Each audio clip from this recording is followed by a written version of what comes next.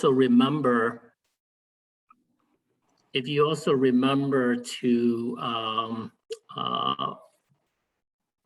change our contact name as well.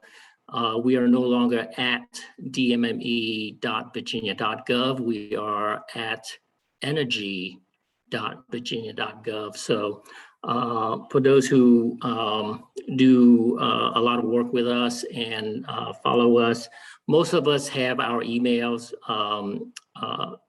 string in our signatory at the bottom of our email. So just be aware of that. DMME will continue to function for the next 5 months or so, but then it will gradually be phased out, and you need to use at energy.virginia.gov. And similarly, if you are looking for the specific Virginia code regarding performance contracting, it is no longer at 11-34.1, 2, and 3, and 4, I think. It is now, the Virginia code regarding performance contracting is at 45.2-1702. So if you go to the old one, it will say that it was repealed back on October, and that caused a lot of people to panic because they think the program is disbanded, but it's just the recodification due to the name changes. So we had to go through all the Virginia codes and change all of our instances where we reference DMME. So I want to talk about performance contracting at a high level. You know, why do performance contracting? And you know, certainly energy efficiency projects, people have taken it on themselves, and they're fully capable of doing it themselves. But there's certainly advantages to doing it through our agency. And I'll just mention the really 4 critical ones here.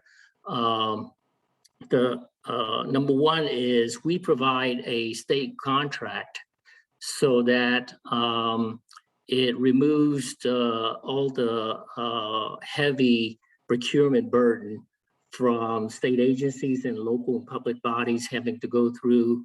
And it is a procurement, is a cooperative procurement. So anybody in the state that's a public body can use it.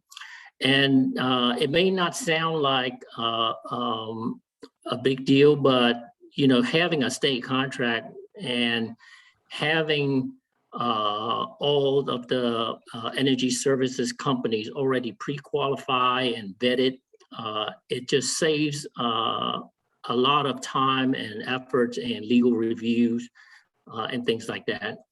Second component of that of this program is that we provide no cost technical support to the customers. And you know, we have 2 full-time program managers that work with the customers and with ESCOs to ensure that the project goes accordingly. And we also have written into the contract guaranteed savings and a required annual M&V measurement verification for the entire term of the project. So if you look at this, you know, we are with the customers throughout this process. We are there to support them with the procurement process. We're there with the technical support to guide them through the whole construction process. And then we're there when the project is done to ensure that the customer gets the savings for the life of the project. Next slide, please. And as you can see here, you know, the program has been in place since 2001. So we have 20 years of experience in this program. And our 2 program managers have over 40 years of experience in this field. And on top of that, most of the energy services companies that we have pre-qualified have been with us for most of this duration as well. So hundreds of projects done, a lot of proven experience to guide the customer through this process. Next slide.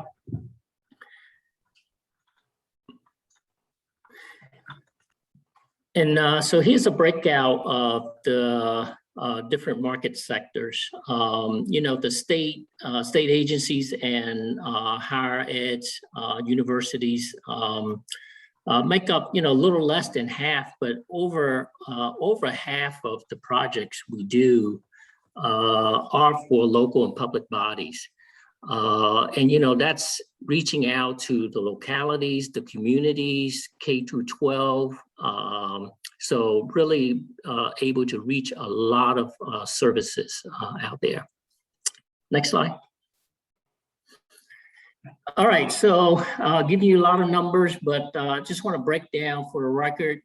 We started in 2001, and all of those bar charts that I show annually, if you stack them all up, that's over $1 billion worth of savings. And we reached that milestone this year, back in the summer of this year. And that's a significant milestone for us. But you know, it's nationally significant as well, because we're only the second state in the nation to have surpassed that milestone. Over 270 projects, roughly $50 million per project. Annually, $3.5 million per project. And if you look at the savings in terms of kilowatt hour saved, that's the equivalent of powering 1,500 homes and over 5,500 electric vehicles annually. So just to give you a sense, because you know, sometimes when you're talking about millions of kilowatt hours, you really don't have a good feel of what that is. But that representation of how much power that energy that saves, you know, it really hits home. Next slide. So the keys to our success, you know, having experienced and dedicated resource to the program. Like I said, we have 2 program managers that have been with us and over 40 years of experience. We have a state contract that eased the procurement burden. It's a 10-year contract for stability, so we don't go out for solicitation very often. But we do have a re-enrollment period every 2 years. And what that allows us to do is to re-enroll new companies that want to be part of the program, new energy services companies that wants to be part of the program. And it gives us also an opportunity to review performances of our current pre-qualified ESCOs and see if we need to remove anyone for performance or any other types of qualifications. So it's an established process and specific guidelines that help the customers with a very specific set of instructions. We do have a strong partnership. As I said before, many of our ESCOs have been with us for the entire duration of the program. We have worked with these partners for over a decade. And you know, we built up a really strong relationship with these guys. Additionally, we have a strong network with state and local energy managers, just to keep in touch and understand the needs of the customers out there. And folks like Mark, who comes on here and helps us advocate and champion for the projects. And, you know, by having this collective experience, you know, there are probably not too many projects or ideas that we encounter that, you know, there's a problem that we can't solve. You know, we've done K through 12, universities, hospitals, laboratories, correctional facilities. You know, each one of these require different sets of working environments, time restrictions, and things like that. So, you know, I think collectively all of our ESCOs have dealt with all of these issues before, and we're confident that we can work under any situation. And then lastly, and this is important, the key to our success as well is, you know, having an engagement with organizations like Virginia Energy Efficiency Council and, you know, DOE and other state energy offices. We connect with those folks, and they help us extend the promotion and marketing of the program, and allows us to learn from others, and just in general, you know, help us kind of champion the process as well. Next slide. And so this is just a picture that illustrates that, you know, when we surpassed the $1 billion in savings mark this past summer, we invited all the ESCOs to come join us at the Capitol steps, and gave them each, awarded them each with a plaque. And, you know, I just wanted to thank all of the ESCOs that have been with us and contributed to our success as well. So it's not all of our doing. It takes a lot of efforts from a lot of folks. These energy services companies are the one with the resources and the marketing tools behind them to really promote some of these programs. Next slide. All right, so I want to wrap this up with what I see are opportunities and challenges. You know, we've, as much as we have done, and we've done a lot, there's still a great deal of backlog and deferred maintenance that we need to address. And, you know, a lot of people who don't understand the program, thinks it's costly, that things can't be done. You know, I encourage you to reach out to our office, reach out to any of the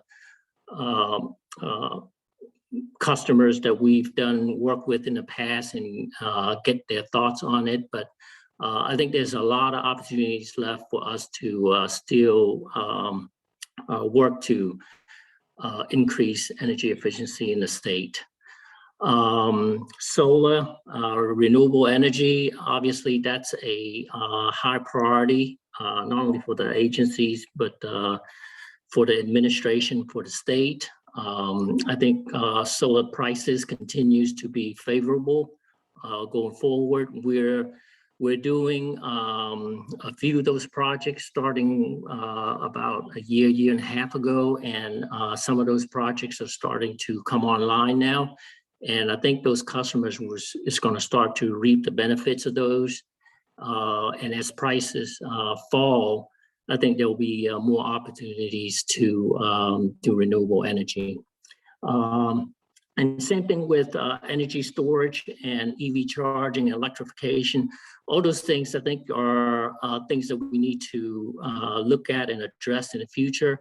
And they do pose a challenge for us to make it work within the confines of the codes of performance contracting, because they tend to not have as much savings per cost. So it makes it a little bit more difficult to get those projects done. But I think we need to be mindful and understand how the market is evolving and see those changes coming and be ready for when the price point is appropriate, that we can apply some of these efficiency measures to really enhance the programs. And I think that is my last slide, Chelsea.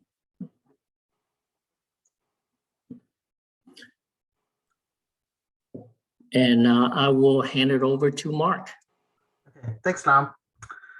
So now I'm kind of gave the big picture overview of energy performance contracting in general. So I'm going to go through just VDOT's experience with one energy performance contract. Next slide, please. So I was going to talk a little bit briefly about VDOT, and then just kind of going through a little bit of why VDOT chose to use the energy performance contract, how our contract was set up, what's been our experience, and the status of construction on that. Okay, next slide, please. So first, just a little bit about VDOT. We are one of the largest state agencies. We have about 7,500 employees and 58,000 miles of state maintained roads. VDOT is somewhat unique amongst other state DOTs in that almost every road in the county down to the local subdivision level is maintained by VDOT. In most other states, those roads will be locally maintained. So because of that, we're the third largest state DOT in the country. But we don't maintain roads in the cities, except for the interstates and the large towns. And then Arlington and Henrico are a little bit different as well. And then we are divided into 9 different construction districts in the map that you see there. So next slide, please. We have a lot of lights.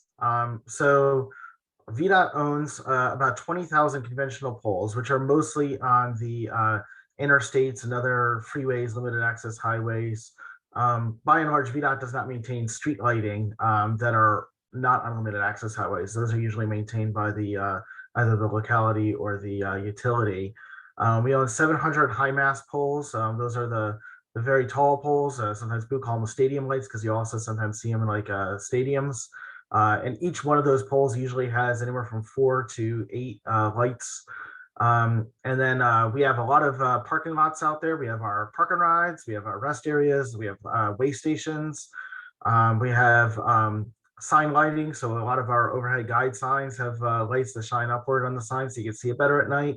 We have our tunnels, so the ones in Hampton Roads and the ones out on I-77 in the western part of the state, as well as some other various types of lights. So when you add it all up, it's a lot of lights out there. Next slide, please.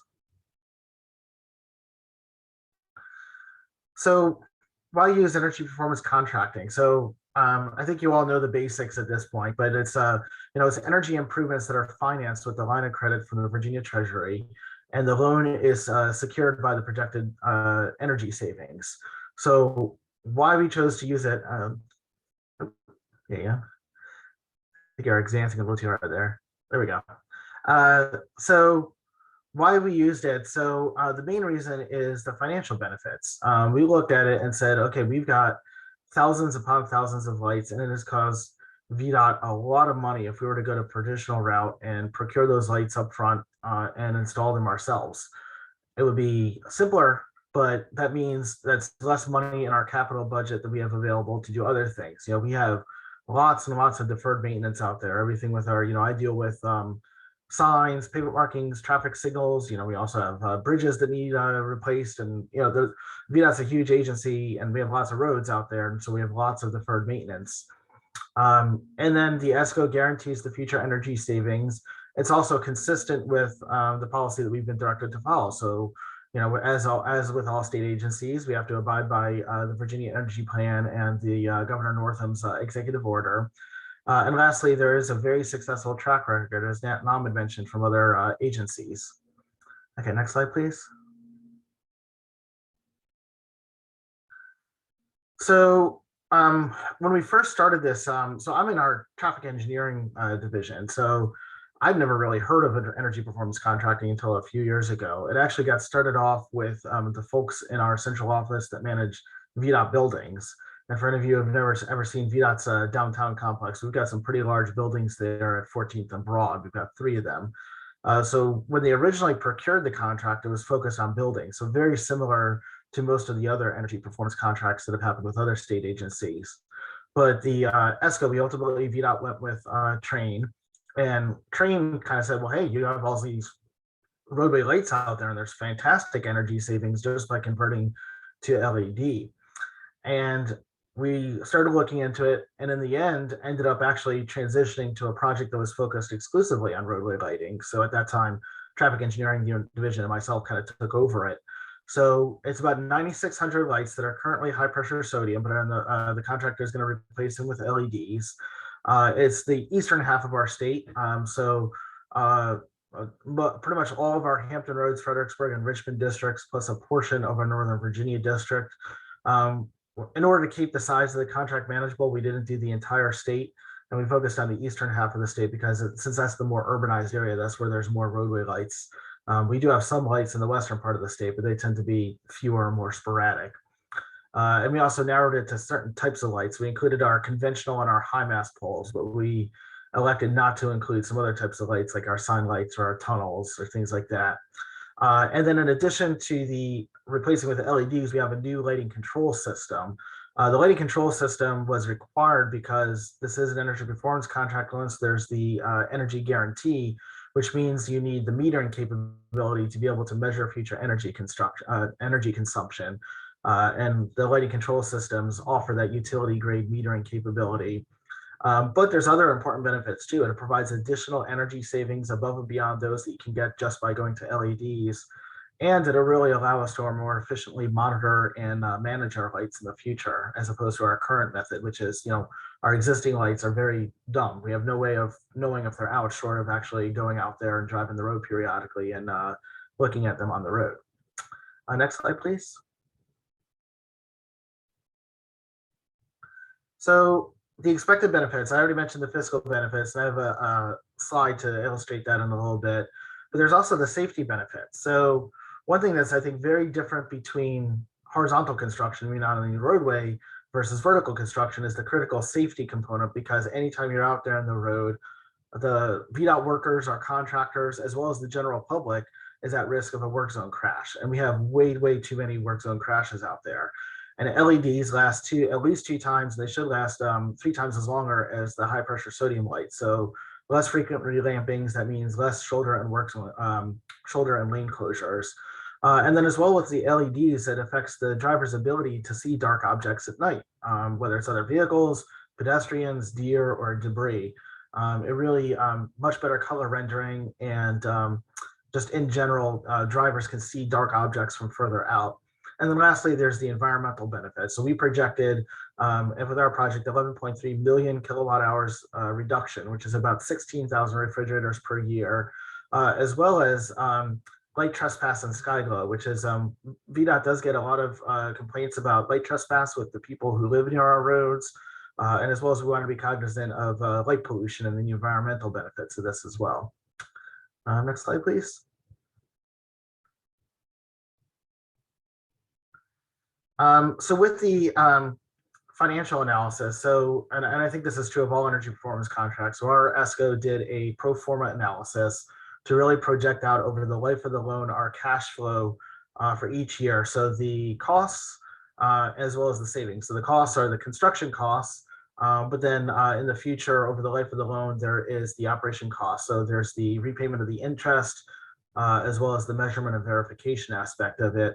But then you get the savings. So in our case, we have the energy savings, which comes from the LEDs themselves, as well as the lighting control system, and then as well as the operations and maintenance savings by doing those relampings less frequently. And so we ended up projecting a savings of $4.1 million over the life of the loan. Okay, next slide.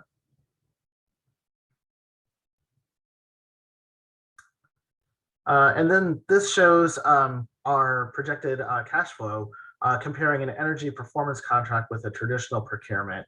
And I should add, both the last slide and this slide are taken directly from a presentation that was given to the Commonwealth Transportation Board in July of 2019.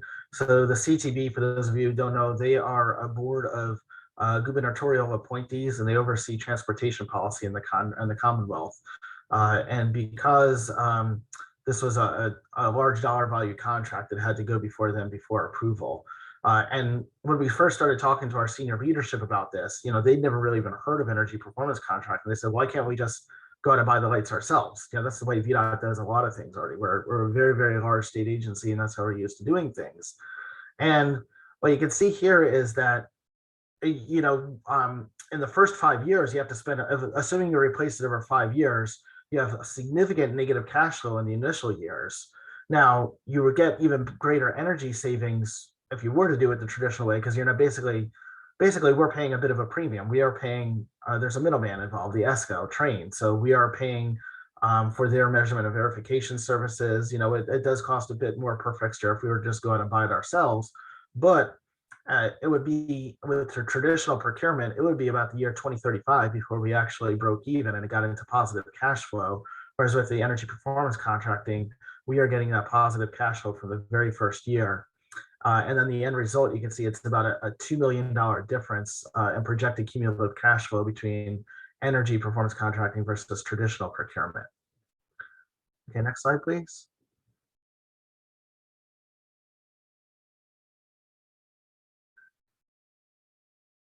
Okay, so just a little bit of a timeline. So we've actually been at this for several years. Like I mentioned, we initially selected Train actually back in 2015. And over the course of the contract development, decided to focus on the roadway lighting. Part of the reason for the delay is there was a pause between 2017 and 2019 because there were concerns raised by that CTB about our color temperature policy. So we eventually ended up crafting a policy that really balances the desire to maximize the driver's ability to see dark objects at night with also with the differences in CCT. There is a bit of a difference in sky glow, as well as there have been some concerns out there expressed about the impacts of LEDs on human health.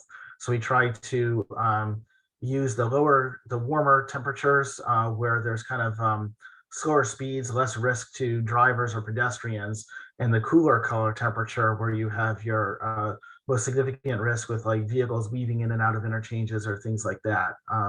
And so that policy has been applied to this contract.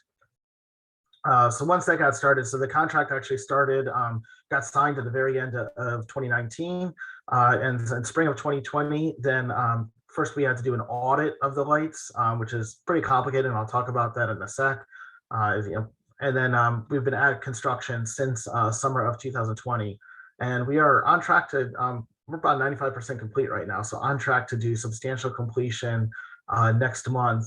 And then there are still a few months remaining in the contract until March of next year. So there'll be some punch list items and some other setup things, but on track to completely finish the contract by next March. Okay, next slide, please. So like I said, we're over 90% complete. We have the lighting control system is generally working. There are still some issues to be worked out with system setup and configuration, but it is working. And most importantly, we've had 0 safety incidents to date. So very happy about that. And that's a credit to Train as well as to all the VDOT staff in the districts that have been involved in this project. Next slide, please. So here's just some pictures of construction. You can see in the middle the tablet that's being used. So we really relied on a work order tracking system and really found that given the sheer complexity, over 9,600 lights, and there's just such a variety out there with different pole types, different wattages, different voltages. We even have a few locations where the housing itself of the LED needs to be different just to kind of match what's out there today. And then the photo on the right shows one of our more challenging locations for construction. I think that is the Monitor Merrimack Bridge. We can see that shoulder is not that wide, and it's it's not pleasant when you're out there as a worker on that shoulder, and all you've got is some construction barrels separating you from traffic that's going 60 or 70 miles an hour. Next slide, please. So one thing that we really found absolutely essential to this project, this was a solution that Train brought to us, and we felt that it was necessary, was a work order tracking system. So it's a geospatially based system where we can really track each individual light and its status. And was an established workflow where they would go out and do the initial inventory. We would approve the fixture that they had selected for replacement. And then on the day of replacement, their employees out there in the field would just do the data entry on the tablet right then and there to update the status to construction complete. And then as well as this is used to track billing as each fixture gets invoiced. Okay, next slide, please. And this is just a sample from the light grid, which is the lighting control system that Train had selected. So it shows that this is a snapshot in downtown Petersburg. You can see most of the lights are green, they're working normally, but then here's an example of one high mass pole that happens to be out. In this case, it was working as of 7:30 in the morning on November 8th. And so we are able to pinpoint exactly when fixtures failed. It really is proving very beneficial for troubleshooting. So when we do have lights fail, can we tell, well, did it fail in the middle of the day or at night? Did, if 30 poles in a row all failed at the same time, that tells us there's probably a power outage. But if one pole failed here, one pole failed there, maybe it was something different. So it really is a very beneficial tool. Next slide, please.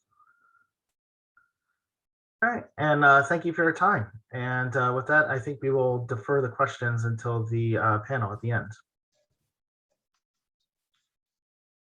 Thanks, Mark. I'm Barry Wilhelm with Schneider Electric, and we appreciate the opportunity to join Mark and Nam and Christina as part of this panel. We're thankful to VAEEC for hosting this and doing the great work that you do. And I do want to thank Virginia Department of Energy for their support for all these years. Nam mentioned that some ESCOs have been around since the beginning, and we're certainly one of those. We started in 2002 with one guy working in a home office in his garage, and then we grew to 30 people full-time working on ESPC projects in and around Virginia. So our team's thankful for the support that we get. It's really led us to do a lot of projects and have a lot of success and helping do a lot of good things with our clients and with energy efficiency. And as I'll talk about in a minute, we're gonna follow that along with some current trends that are going to be, I think, exciting for the ESCO industry overall. So I'm going to talk briefly about a legislative initiative that is important to the ESCO community of Virginia, and then talk about some of the trends. So next slide. So I'm not going to go into all the details of the legislative issue, and there's been some very recent changes as of last Friday. But the bottom line is the ESCO community, our program, we basically got caught indirectly in a cooperative procurement issue that was involving a small number of roofing companies that were not happy about cooperative procurement being utilized, or they would say maybe kind of abused across the state, tying up some projects and some of their roofing membership. And we kind of had a 2-year hiatus in the program. And one way to overcome that was in that second bullet in 2017. There was legislation introduced and exempted wholesale roofing replacements from the EPC contracts. At that time, I think the ESCO community was just happy to have the program move forward. It wasn't that impactful to us. There wasn't an initiative like there is today with solar. So exempting the roofs was a good compromise in 2017. We didn't jeopardize the entire program. We could keep moving forward and have all the success that Nam was talking about.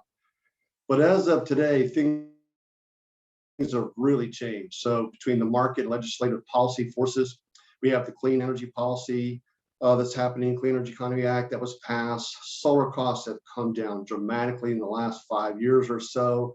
There's a lot of entities out there in local government, K through 12. They want to adopt carbon reduction goals and using renewables technology. Rooftop solar is a really good way to attack that, and that has been minimized. So next slide. So here's the current impact. Because we are exempt from doing the roof work, and if you're looking at a solar rooftop project, that's really costing the customer some angst and some extra cost in procurement and working with 2 firms. So the ESCO community got together under VAEC's umbrella and started talking about what can we do to try to impact the existing legislation so that we could hopefully negotiate something not only with the roofing companies that have some concerns, but also get the right sponsors on board, and so we can get this legislation changed and really support our customers out there.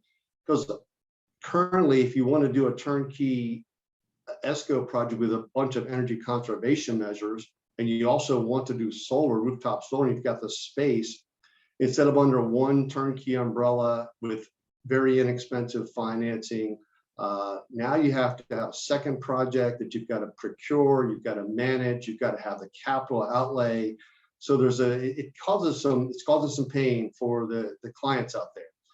So at this point, in the last few months, again, under VAEEC's umbrella and the Virginia Department of Energy and the ESCO community, we are working together to try to resolve this. We want to take and make as simple as change as possible. So we have basically a subset of the ESCOs working with a consultant, working with VAEEC, and I'm going to leave the names out of the other players, but our goal right now is to engage them with conversation, and we did that on Friday. We have some draft language put out there, a couple different drafts of language, trying to get this changed so we can all move together forward. The roofers can do their work, we can do our work, the clients can get rooftop solar. And so we had a healthy conversation on Friday, and what we've learned a couple of things. So the roofing company is really concerned about what they call the chucks with trucks out there that are really hurting their business, that do low bid work, that don't do good work. Well, now that they understand what the ESCO committee is and our established guidelines and the legislation, they understand we're not part of that industry. So that was good.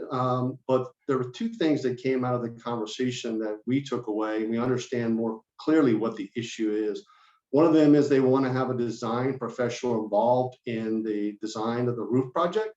And the second thing is they want what they would call more transparency in advertisement for roof bids for ESCO projects. So now that we know what their main issues are and they understand better about our industry, we are going to go back together through our respective organizations and have some more discussion and come back and hopefully in this legislative session have a negotiated solution that we can go to legislators to sponsor and say, hey, we've all come to agreement and this is going to be better. It's going to be a win-win-win for all parties involved. So as I leave this legislative issue, if you have any questions, please contact VAEEC. And if you're an ESCO that's not part of this coalition working to handle this, to work through this problem, please contact Jessica or Chelsea. Let them know you're interested. We do have, I think, 5 ESCOs that are working through this right now. We're not going to do anything in a vacuum. We're going to gather information. We're going to consult with everyone, and we're going to go forward together. So important. This timing is important for this issue. We look forward to resolving it successfully, but we are going to need your help. And with that, let's move on to where are we heading in the industry, in the marketplace.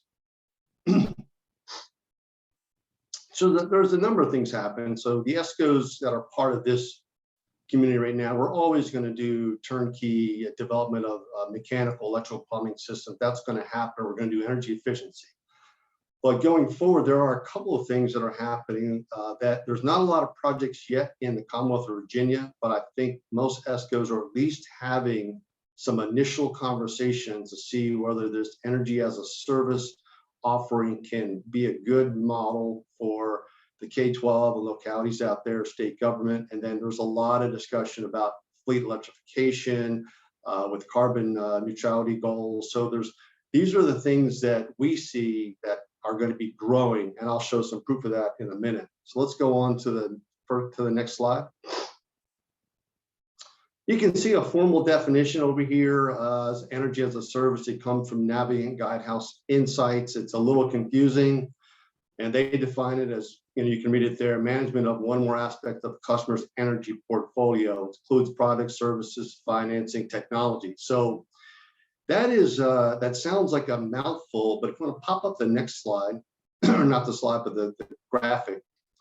So in essence, what we really have is our customers have been doing this for decades with computer systems. They're purchasing that as a service. A long time ago, it was with Dell and HP, and now maybe more with Apple, but you already have as a service agreements for your technology, certain technology.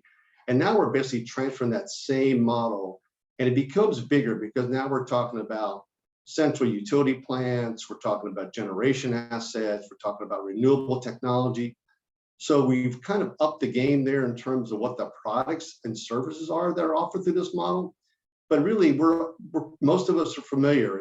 it's like a power purchase agreement on steroids. So a power purchase agreement is used primarily for solar only, and now we're doing solar plus other pieces of equipment and resiliency technology and generation assets, and we're just doing a PPA on steroids or this performance based like we're used to. We're applying all the grants and incentives and rebates. So it's the same kind of thing we're doing. We're just upping the game a little bit.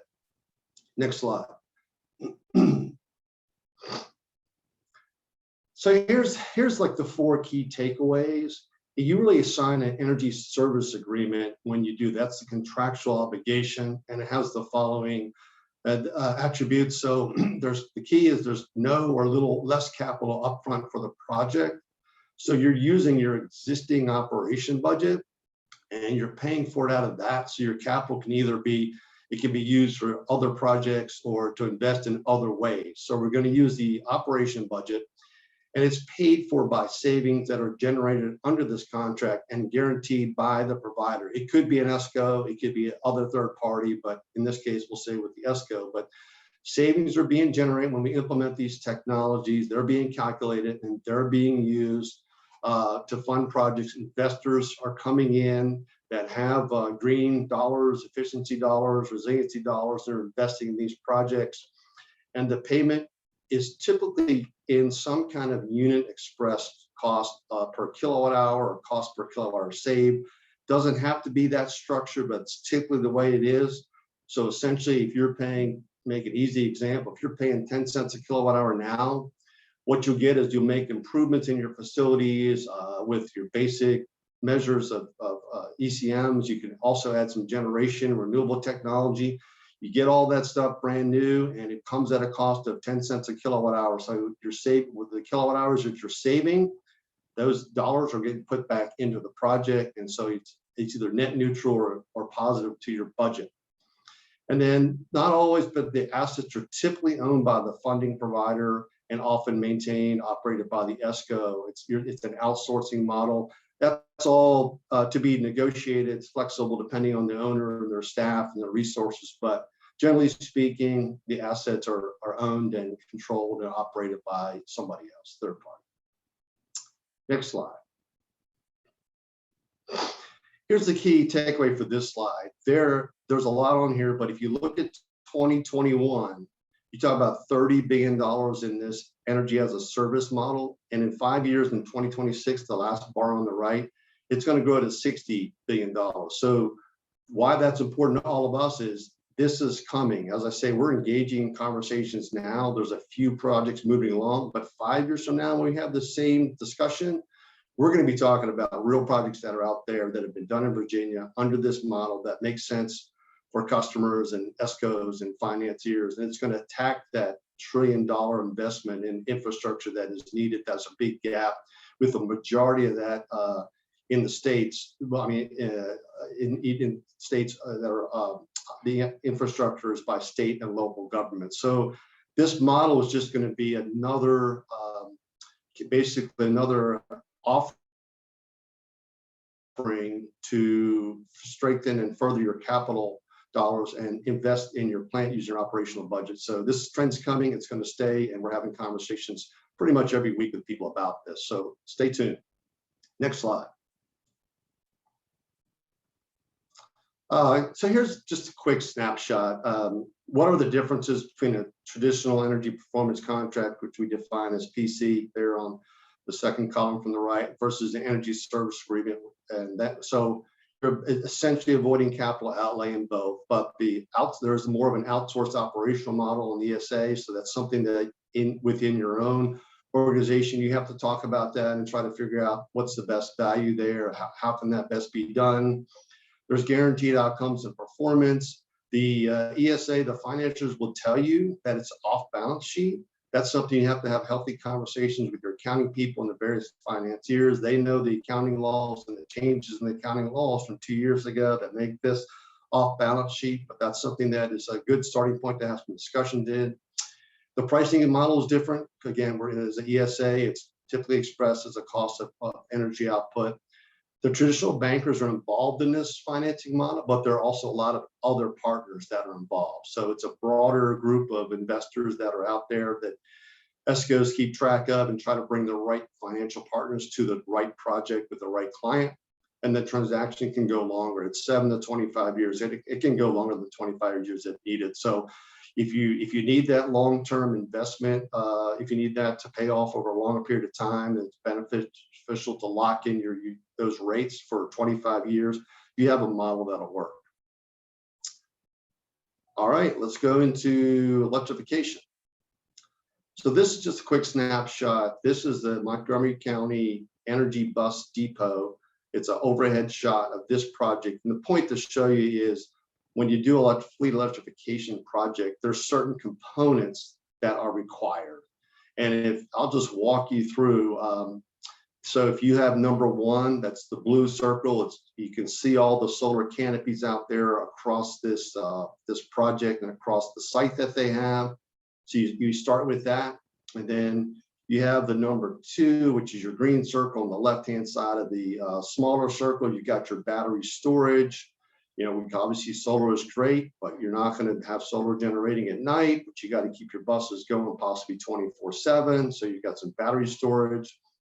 And then you go to item number three, which is distributed generation in the bottom right-hand corner with the green circle. So you got some different generation assets that you have to pull into this project. You got solar plus other assets. And number four is just underneath the canopies. That's where your EV charging system and infrastructure is. Your buses are pulling up, getting charged as needed. And the guts of it for number five, to make sure it all works together, is the integration, the energy control center. It's going to look at all those generation assets. It's going to figure out which one is the most efficient, which is the best to run and optimize at a time. So you got the guts of that. And then number six is you can do all this remotely. You don't have to be on site. You don't have to have personnel. All this can be handled remotely, again, through the integration, through the software. And so this just shows you, if you're going to do an electric fleet transportation project, here are the nuts and bolts. This is what's required. This is what it looks like when it's done. Next slide.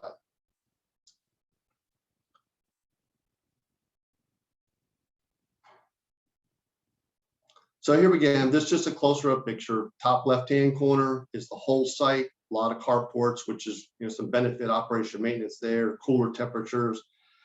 Top right, you got the buses. You can see the electric infrastructure charging there. Bottom right are the additional generation assets besides solar. And the bottom left, you have both the storage component and the control center, the motor control center that integrates everything. So that is a summary of that. And we just want to give you a sense for what is coming. So we're going to do the traditional core work, but there's going to be a lot of exciting things ahead. And I think over the next 5 years, there's going to be a lot of great work, a lot of great success with the ESCOs and our customers, and support from Virginia Department of Energy and the Virginia Energy Efficiency Council. And we don't need that slide. We can go back and there we go, back to beginning. So thank you for the time. Thank you, Barry. Thank you, Nam, as well as Mark. Excellent insight from each of you. We have entered officially into our Q&A portion of our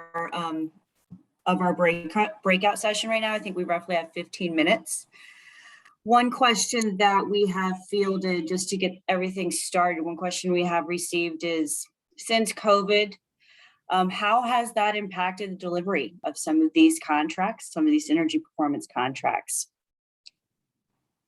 Does anybody want to field that question as it relates to workforce shortages, you know, obviously the supply chain issues that we are seeing more and more, as well as, you know, solar and its impact, like COVID impacts on solar as these move forward? So Christina, I can share, and I know you can probably jump into with your, from our end, when COVID first hit, everything shut down for about 6 weeks. Just everything stopped. And then I think once people realized last summer that, hey, the building's going to stay empty for a while, now is the time to actually get some work done. So we were pleasantly surprised. Instead of being, you know, really having difficulty year with getting projects done, we were actually able to accelerate and get a lot of work done, more than we were anticipating. So the last 18 months, I think the ESCO community, I know for sure, we've been very busy. as the buildings were unoccupied, we can get a lot of work done. But some of the challenges really is in the supply chain, getting material, standard material, boilers and chillers and just pretty much anything. It is a challenge. It's changed our contractual arrangements. We have to have clauses in there that basically we're not liable if something's going to take 18 months to get to site and we don't have any control over it. So contractual changes, and like everybody else, since we are busy and there's a lot of interest in energy efficiency and renewables and resiliency, hard to get good people. So we're out there every day looking for great people like everybody else. So well said, Barry. Well said. Yeah, absolutely. Between supply chain issues, but also, we have more grants and more applications, more rebates that clients want to tap into so that they can get those sustainability initiatives, meet those goals, and use these funds that they're getting for a short-term blast, but leverage them in the best way possible for their districts, their local governments. So well said, very much so. Another question I'm getting is, and this is for each of the three of you, what is the public perception and acceptance of previous energy performance contracts? And what would you say the difference would be as we're looking at it present day? So let's go 5-10 years ago versus today. Do you think that there's a difference in that perception? We can look at one of the common energy ECMs as lighting, as maybe one of the reasons that we use the difference maker. Anybody want to shed some light? So I guess I'll start off. I know that was one of our concerns that we've had people have been used for decades and decades to the high pressure sodium, that soft yellowish light that's out there on our roads. And now we're going to these LEDs, which can be perceived as much harsher that's out there. And we really wanted to try and minimize the glare and the impacts and the complaints that we might get about it. And we've been very fortunate that we've had very few public complaints about it since we're now about 95% complete. There've been a couple locations where we've had to install shields or do something else. But one of the advantages that we found with the lighting control system is when we do get these public complaints, we can just, remotely just dim a light to 25% or 50% while we work to come up with a more permanent solution, because we had one or two instances where someone has called up and said, like the lights are blinding me in my living room, that sort of thing. Overall, it's been very successful in that regard. And I think at least our project has been pretty well received by the public. Thank you, Mark. That's perfect. I have another. I'll just add to that a little bit too. Is that as we see technology change, look at it from a customer's point of view. Not a lot of people worry about high pressure sodium, but going from incandescent to fluorescent and to LED. Most folks are waiting until the technology lock in before they do something. And if they're of that mindset, they'll never do anything, because it's like getting a new phone or a new TV. It's always changing, always evolving. New technology comes along. But the key thing is, you have to act to be able to get the savings. Otherwise, your building will be inefficient. And if you don't act on it when you have a chance. And then the other thing I think concerning perception too, and this is where we hope to be able to facilitate this with the customer, is that some customer may be may have a point of view of doing only a certain set of energy conservation measures, like lighting, because they think that's the easiest thing, and that gets them the most benefit, and that gets them the most reduction, which is true. But if they don't look at their entire project holistically and see what other measures that they can do as improvements and use some of those savings from the lightings to offset some of the costs of the longer payback things like, the HVAC systems and things like that. And that's how those systems get put onto this backlog of deferred maintenance, and they never get done. So we try to make sure the customer understand to really look at the project holistically, and with the help of the ESCOs, really find the right mixtures of energy conservation measures that gets them the most benefits for their savings. Thank you, Nam. I would Mark, agree Barry. with what Nam said. I would draw a bit of a distinction between interior lights, which are relatively easy to replace, just get up on a ladder and replace it, versus the roadway lights are a lot more complicated, need a bucket truck and all that. But in general, I would agree with that. Yeah. I want to add two things. I think the first thing is, and when I started in 2003, this program almost sounded too good to be true to your business official. We didn't have many projects. It was fairly new, and we were working through the program. There's less players, but now, because of what Nam said, now we're 20 years in, $1 billion worth. So, and since the Virginia Department of Energy has had people out there since 2006 educating clients, I think there's not much. I think everybody believes that the program is really healthy and strong. There's been mostly very good projects. So I think the perception since 2000 and say the last 10 or 12 years is a good, strong program. And it really has, I think it's changed from 20 years ago.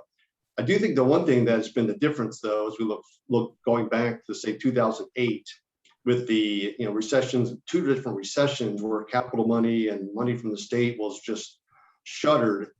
People, I think, looked at the opportunity. I do have a budget. I have an existing utility budget I can utilize to fund my deferred maintenance, my infrastructure. My infrastructure needs are getting worse and worse over time. I can't wait till the economy rebounds. So I think the two events 10 years apart with the economy has actually helped our industry say, hey, you do have a way to go. When things are tough, you have money available that you can use to keep your buildings moving forward in an energy efficient manner. So I think that's the biggest change. Perception is good, but there's more education, understanding of budgeting that helps people to at least evaluate what we offer. Well said. And actually, Barry, since I had you just speak to that, to add on to that point, a question we just received is, why exactly is energy as a service a PPA on steroids? If you can shed a little bit more light on that. It's just a P3 model, public-private partnership. I say that's my own definition. So a power purchase agreement is strictly, pretty much, we define it with solar projects. And with the energy as a service project, typically you're doing solar, but you're adding other generation assets and you're adding other type of measures into the project. So the technical solutions are broader, more comprehensive, but it's essentially structured financially and contractually in the same way. So I just call it a PPA on steroids. If that helps clear it up. Christy, if you can offer anything else, but I mean, that's what I tell people. No, I would agree with you. We're finding more and more that solar is a necessary part. So it's a matter of navigating which program and how that program needs to function to be the best received and land well with each community. And no two projects are the same. One more question that I'm getting right now, or just that we want to tweet. I want each of you to be able to help the audience and share your with pearls of wisdom on this. Is what would you feel that the lessons learned from previous or perhaps an ongoing energy performance contract for you? So each of you, what would you feel are the lessons learned from maybe a previous or an ongoing energy performance contract that you're working on or have worked on? Let's start with Mark. Any Sure. lessons learned, tools? Yeah, I guess a couple I will share. One is having a really good, clearly written and tightly written contract in place. I think with normal energy performance contracts, that's one of the beauties of it, as like Nam was mentioning, is that a lot of the heavy lifting has already been done by Virginia Energy and by Department of General Services to kind of get the standard energy performance contracting language in place. In our case, it was a bit unique because VDOT is very used to traditional roadway construction. We have a book with about like 800 pages of specifications for construction work, but that's meant for traditional construction projects. And then you have the energy performance contract model, which is kind of written around vertical construction. So it really took some effort to kind of marry the two and develop the contractual language. But it wasn't perfect, but having that in place and the Office of the Attorney General was really helpful to VDOT in getting that assembled, and having that in place has really helped make the process smooth. And then the other is, like I mentioned, the work order tracking system. And I think maybe that's partially unique to the roadway lighting contract that I've had, but just because of the sheer number of roadway lights that we've had out there. But I think I can see something like that being very beneficial for any energy performance contract to just really help both the client and the ESCO really trade information back and forth efficiently with each other to kind of track progress, resolve disputes. You can upload photos directly to the system. So having something like that in place, taking advantage of kind of some of the modern technology platforms that are out there today has proved very beneficial. Thank you, Mark. Perfect. Nam, if I could have you shed some insight from you on lessons learned.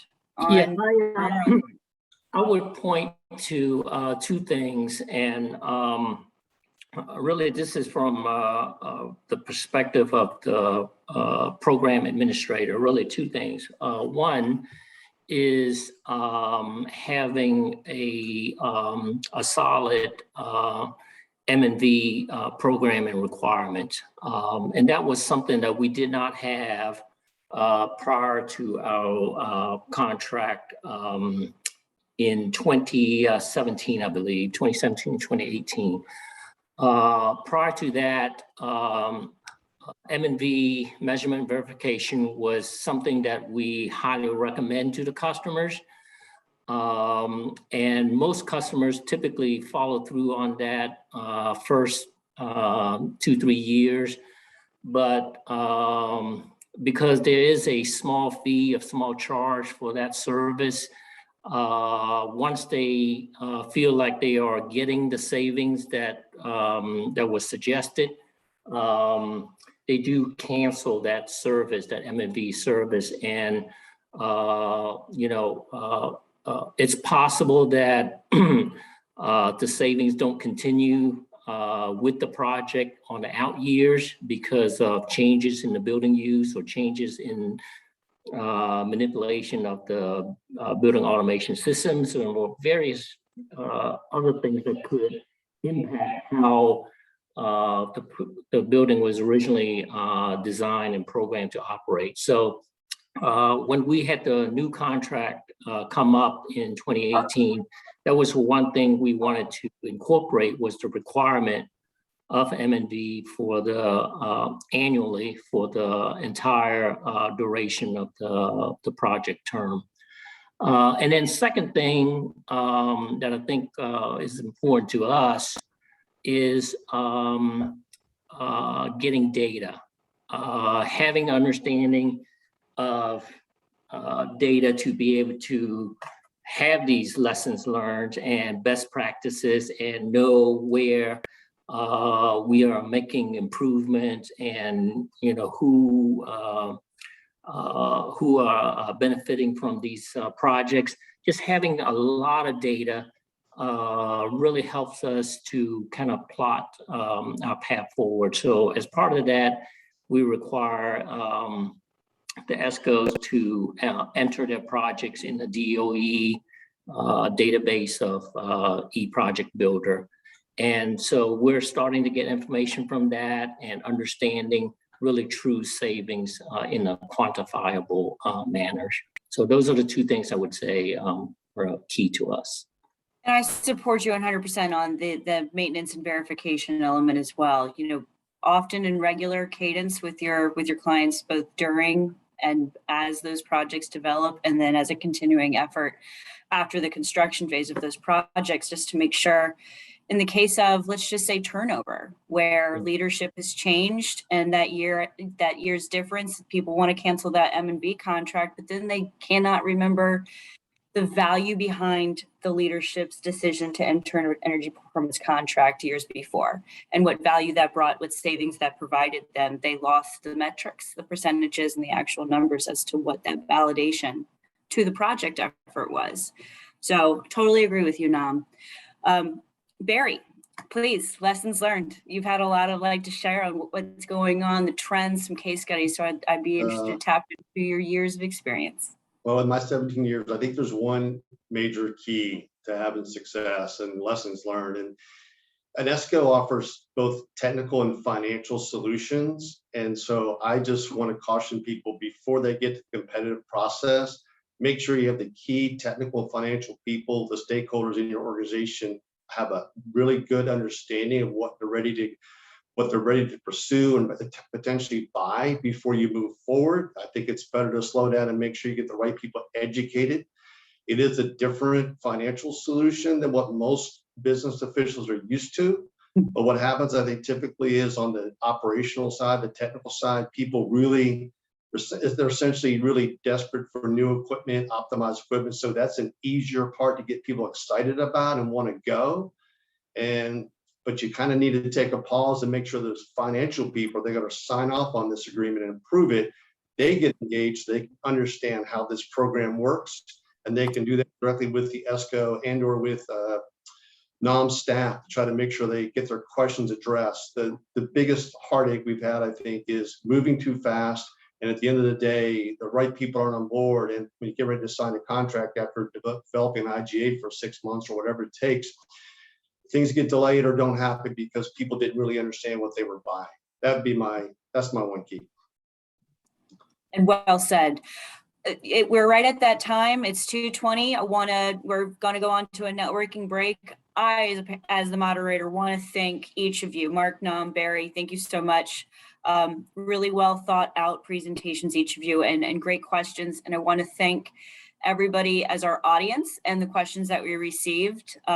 Excellent attendance and participation. Really want to thank everybody for your time this afternoon. And thank you, Chelsea, for running the slides for us.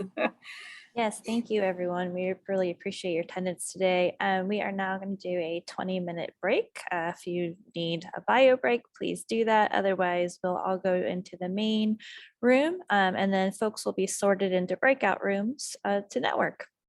So we will, and then we will reconvene for our second breakout session of the day. Thank you so much. Thanks, everyone.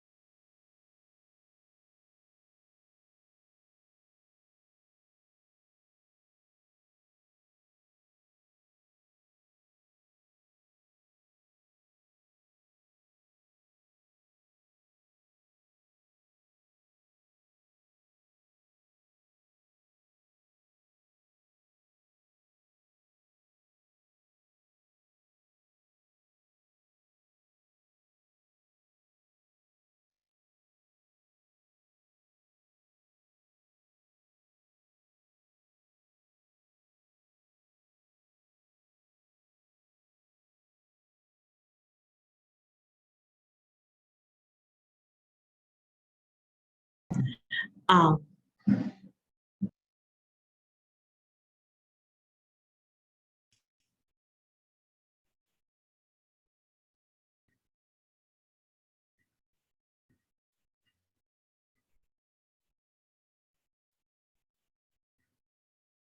Can't hear you. Okay.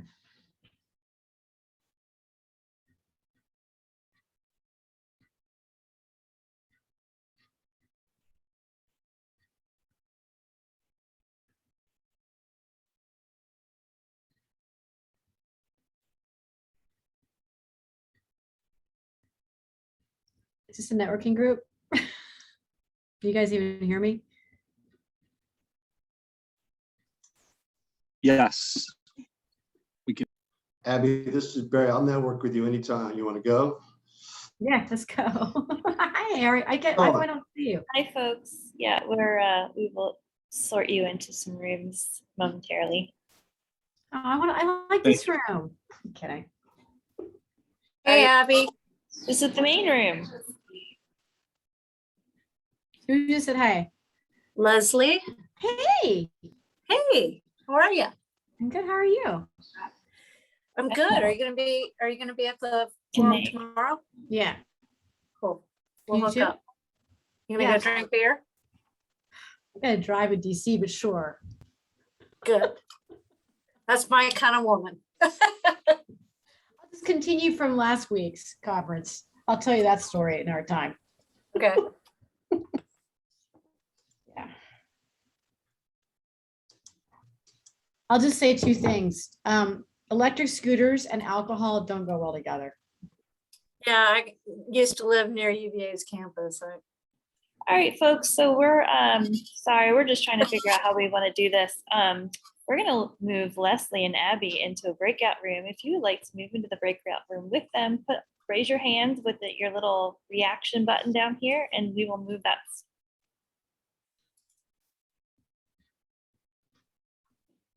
Okay, sorry.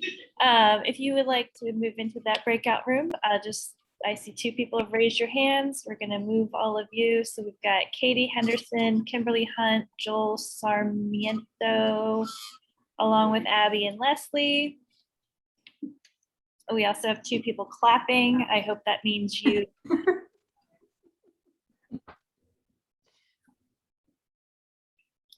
Maybe Great. they're clapping not to be in our group. No, just kidding. Thank goodness those ladies are getting out of here now. All right. We will move you. All right, the next person that starts chatting and starts with a conversation, you'll be breakout session number 2. Is that where we are? Who would like to go? Who would like to start chatting?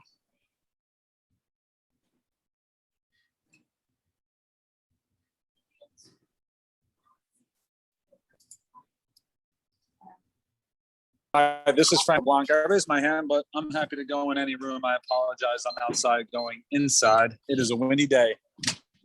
No problem. No, they're actually still creating that other breakout room. So we're happy to move those folks. Scott, are you gonna be there tomorrow?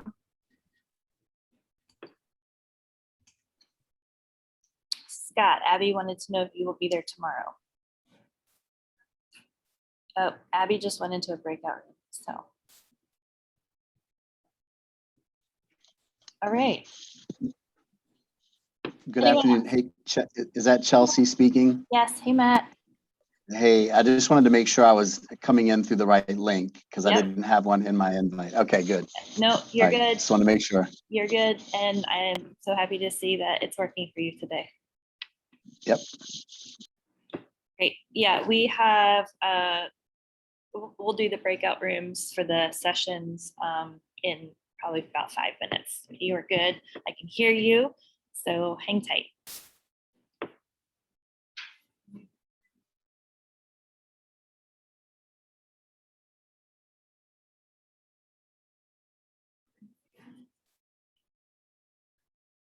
Anyone else who's back from a break of any kind?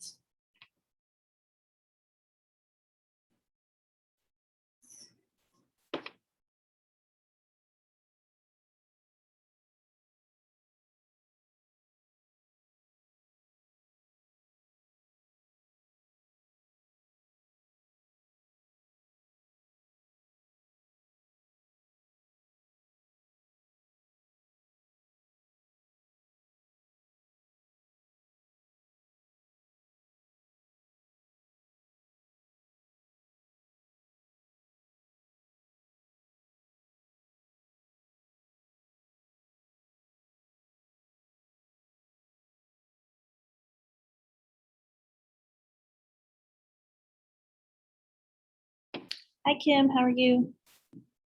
I'm good. Thank you. How are you, Chelsea? I'm good. I can hear you. You sound great.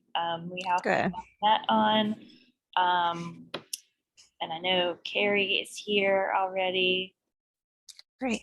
So we should be good to go. And Brandy is here already. There she is. Hey, Brandy. Actually, Kim and Brandy, you didn't get a chance to meet. So Kim Brandy is taking over for Jennifer Palestrant, who wasn't able to make it. She's actually up Hi, in your Kim. neck Nice of the to meet word. you. Good to meet you, Brandy. Where are you located? Right now I'm in Chesterfield County in my home. Oh, okay. Yeah, no, I'm in Blacksburg. Jennifer Palestrant is in your neck of the woods this week. She's up in Oh. Kingsburg, Blacksburg. Oh, cool. Cool. Folks, if there's anyone who is interested in networking, we do have a networking room going. If you just want to do the raise your hand reaction, not your physical hand, we won't see that. But if you just do the reaction button down the right, we would be happy to move you over to the breakout room to chat. Otherwise, we'll just keep you here.